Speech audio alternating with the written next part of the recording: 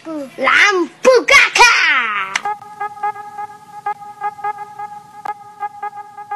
Halo CS-CSku, bertemu lagi dengan manusia Madesu di Easy Film. Baiklah, berikut ini gua akan meringkas lika-liku perjalanan band Dewa 19. Mereka dianggap sebagai legenda musik rock dan memiliki pengaruh besar untuk perkembangan musik di Indonesia. Oke CS-CSku, sebelum kita mulai seperti biasa, kita intro dulu guys. Manakah kita mencari manusia, membotakkan mata, mengosongkan jiwa. Saya kesunyian, tak lagi kau dengar. Inilah saatnya engkau melihatnya. Ikutlah bersamaku, berjalan bersamaku, dengan apa yang membara, dengan asap bermakna. Marilah harapan jadi kenyataan, marilah harapan jadi kenyataan.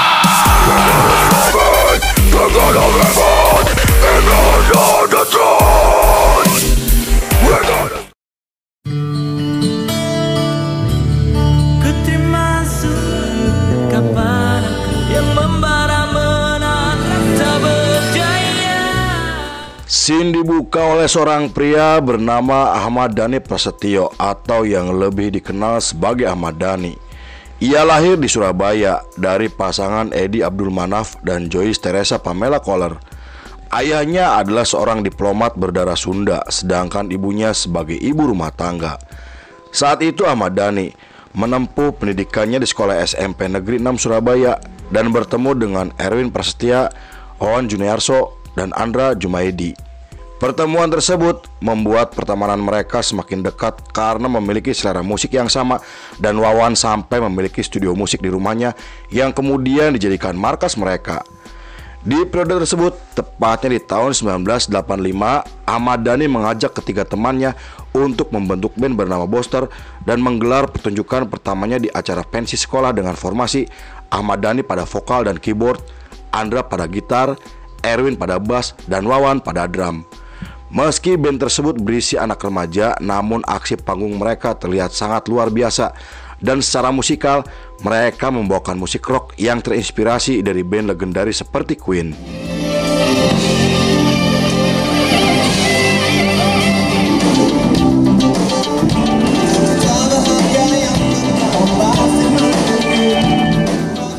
Pada tahun 1986, Ahmad Dhani memutuskan mengganti nama bandnya menjadi Dewa agar terdengar simpel, dan nama tersebut diambil dari nama depan para personilnya yaitu Dhani, Erwin, Wawan, dan Andra. Awalnya mereka membawakan musik rock dan pop yang lebih lambat dengan versi mereka sendiri.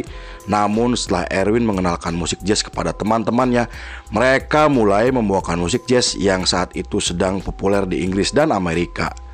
Namun perubahan tersebut membuat Wawan sang drummer merasa tidak nyaman dan memilih keluar dari band hingga bergabung dengan band Outsider yang dibentuk oleh Piyu juga Ari Lasso. Posisi Wawan sebagai drummer kemudian digantikan oleh Ari Subono dan langsung terlibat dalam pertunjukan di tahun 1987. Masuknya Ari ke dalam formasi membuat musik mereka terdengar lebih elegan dengan instrumen yang sangat mengagumkan. Tetapi setelah itu mereka harus kembali kehilangan sang drummer karena Ari memilih keluar dari band dan merekrut seorang drummer bernama Salman Harun yang membuat mereka merubah nama bandnya menjadi Downbeat.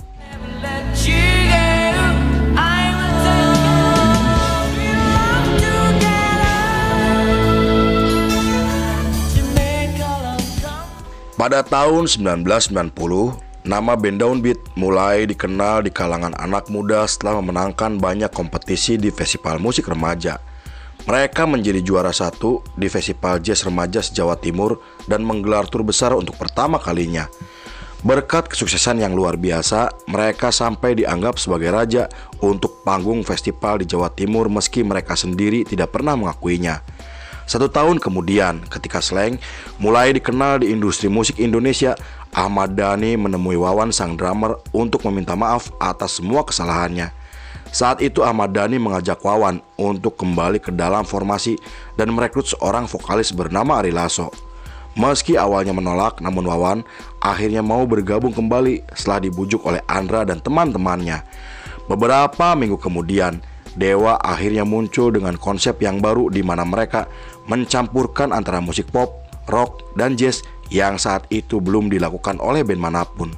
Konsep tersebut membuat teman baik Wawan bernama Harun sangat tertarik hingga memberikan sejumlah uang agar Dewa segera merekam lagu-lagunya.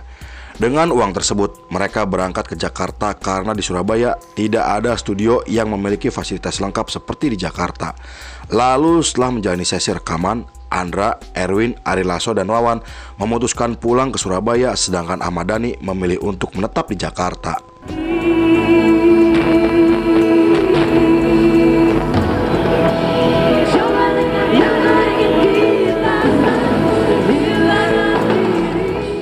Pada tahun 1992, Ahmad Dhani berkeliling Jakarta untuk mencari label yang mau merilis albumnya. Saat itu ia berjuang sendirian dengan modal seadanya demi mewujudkan ambisinya.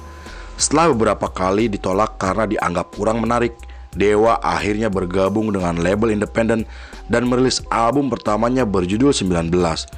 Judul album tersebut terinspirasi dari usia para personilnya yang saat itu masih berumur 19 tahun. Tak disangka album pertama mereka berhasil sukses dengan lagu yang sangat populer di kalangan anak muda hingga memenangkan penghargaan sebagai band rock pendatang baru terbaik. Di tengah kesuksesan album pertamanya, banyak orang yang salah paham dengan menyebut mereka sebagai Dewa 19. Hal itu karena salah cetak di sampul albumnya di mana huruf 19 jajar dengan nama belakang bandnya, dan sejak saat itu mereka mulai dikenal sebagai Dewa 19 yang membuat mereka mulai dikenal oleh banyak orang. 2 tahun kemudian, Wawan kembali mengundurkan diri dari band setelah Dewa merilis album keduanya. Keputusan tersebut sangat disayangkan oleh banyak orang karena saat itu Dewa 19 sedang berada di puncak ketenarannya. Karena itu Ahmad Dhani merekrut Ronald Frisianto untuk menjadi drummer sementara karena saat itu Dewa 19 harus menggelar tur yang telah dijadwalkan. Walaupun Ronald sendiri sibuk dengan band Gigi, namun ia menerima tawaran tersebut untuk membantu teman baiknya. Laras hati syaratkan menjadi satu-satunya. Pada tahun 1995, Dewa 19 bergabung dengan Aquarius Musik Indo dan merekrut seorang drummer bernama Wong Aksan. Bersama personil barunya, mereka merilis album terbarunya yang berhasil sukses secara komersial. Bahkan salah satu lagunya berjudul Cukup Siti Nurbaya menerima banyak pujian kritis dari para kritikus musik dan mendapatkan penghargaan sebagai lagu terbaik. Secara musikal, album tersebut memiliki konsep dengan menggabungkan beberapa unsur musik seperti jazz, folk, funk, dan menambahkan balada eksperimental yang membuat lagu-lagu mereka terdengar sangat elegan.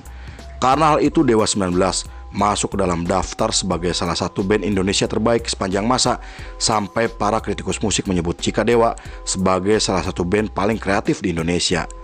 Pada tahun 1997, mereka mengumumkan jika Dewa 19 akan tampil di acara besar yang diselenggarakan di Ancol, Jakarta. Awalnya Slank dijadwalkan akan tampil terakhir, namun beberapa jam sebelum acara dimulai, pihak promotor merubah jadwal pertunjukan yang menjadikan Dewa sebagai band penutup di acara tersebut. Konon Ahmad Dhani dan Ari Lasso mendesak promotor agar menjadikan Dewa sebagai band penutup untuk mengalahkan Slank yang saat itu semakin populer. Terlepas benar atau tidaknya kabar tersebut, namun sebagian orang yakin jika peristiwa tersebut memang benar terjadi.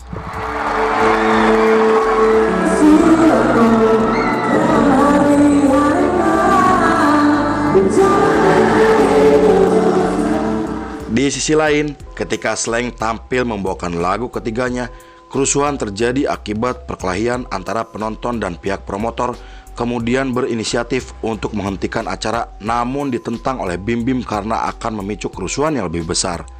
Acara tersebut akhirnya tetap dilanjutkan setelah mendatangkan ratusan petugas keamanan, dan setelah Slank menyelesaikan penampilannya, para penonton malah membubarkan diri yang membuat Dewa tidak bisa melanjutkan penampilannya.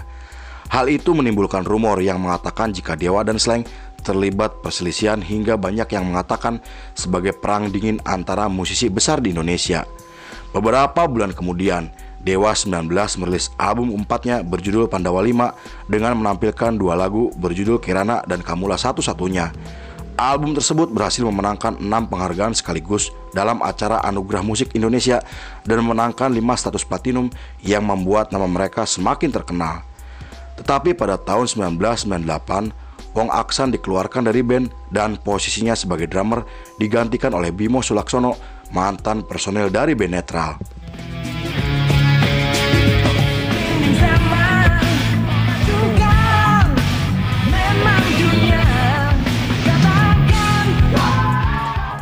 Di periode tersebut, Dewa 19 mulai terlibat masalah karena kecanduan narkoboy Erwin dan Ari Lasso yang semakin parah. Selain akan menghancurkan kehidupan mereka berdua, narkoboy juga bisa melumpuhkan aktivitas band Dewa 19 yang membuat mereka terpaksa menolak tawaran untuk tampil karena kondisi kedua personilnya. Saat itu Erwin kemudian menjalani rehabilitasi dan pesantren, sedangkan Ari Lasso memilih keluar dari band karena kesehatannya yang semakin memburuk.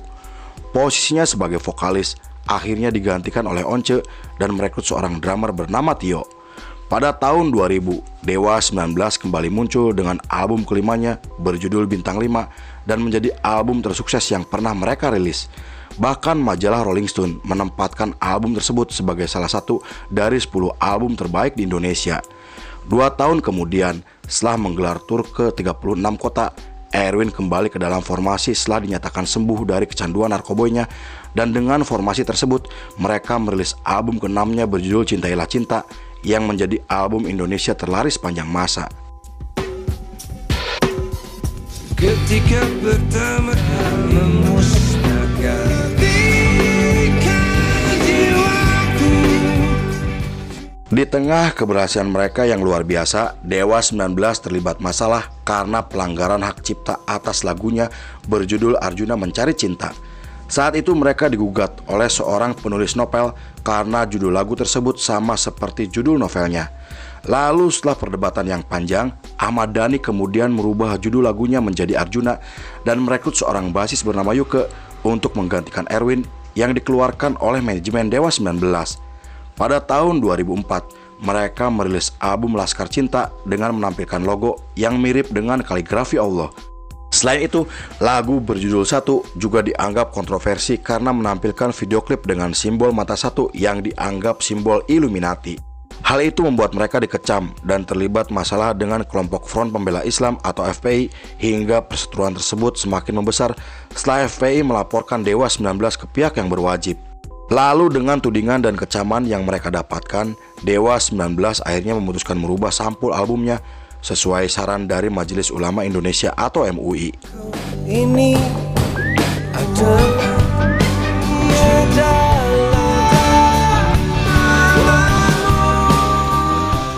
Sepanjang periode tersebut sampai tahun 2007, mereka telah merilis 2 album berjudul Republik Cinta dan Kerajaan Cinta yang semuanya berhasil sukses secara komersial. Mereka juga memulai karirnya di tingkat internasional dengan tampil di beberapa negara seperti Australia, Malaysia, Jepang, Amerika, dan masih banyak lagi. Namun pada tahun 2008, Dewa 19 memutuskan vakum sementara karena kesibukan para personilnya yang kemudian Ahmad Dhani mendirikan label bernama Republik Cinta Manajemen, sedangkan Andra membentuk band proyek bernama Andra and the Backbone. Tak hanya itu, Yuke juga membentuk band proyek bernama Number One dan Once memilih keluar dari band untuk mengejar karir solonya di tahun 2011. Pada tahun 2012, Dewa 19 menggelar pertunjukan reuni dengan menghadirkan beberapa mantan personilnya seperti Tio, Wong Aksan, dan Ari Lasso. Once juga hadir di acara tersebut meski ia pernah membuat statement jika dirinya tidak akan pernah satu panggung bersama Dewa 19. Saat diwawancara, Ahmad Dhani mengatakan jika ia akan membangkitkan kembali Dewa 19 setelah berbicara dengan Ari Lasso yang saat itu sedang sibuk dengan karir solonya. Meski begitu, rencana tersebut tidak pernah terjadi karena Ari Lasso meminta Dewa untuk meninggalkan Republik Cinta Manajemen jika dirinya diminta kembali ke dalam formasi. Pupus. Ku tak mengerti cintaimu berbeda. So guys. Pada tahun 2019, Ahmad Dhani ditangkap dan dipenjara atas ujaran kebencian yang ia tujukan kepada Presiden Indonesia. Hal itu membuatnya tidak hadir dalam rangkaian tur reuni di Kuala Lumpur, Malaysia, dan posisinya digantikan oleh Dul Jailani, anak ketiganya. 1 tahun kemudian, tepatnya 2 Mei 2020, Erwin Prasetya dinyatakan meninggal dunia akibat penyakit yang ia derita selama bertahun-tahun. Kepergian Erwin menjadi duka yang sangat mendalam untuk para personil Dewa dan dimakamkan di kota kelahirannya Surabaya yang dihadiri oleh beberapa musisi Indonesia. Di sisi lain, Dewa 19 telah dianggap sebagai salah satu band paling berpengaruh dalam sejarah musik Indonesia. Karya mereka telah memenangkan banyak penghargaan bergengsi hingga dinobatkan sebagai artis Indonesia terbesar sepanjang masa oleh majalah Rolling Stone. Mereka juga berhasil mencapai eksistensi lintas generasi dan menjadi band Indonesia paling populer dari karya hebatnya. Lalu film pun selesai. Untuk bisa menebus Dewi agar kau tahu.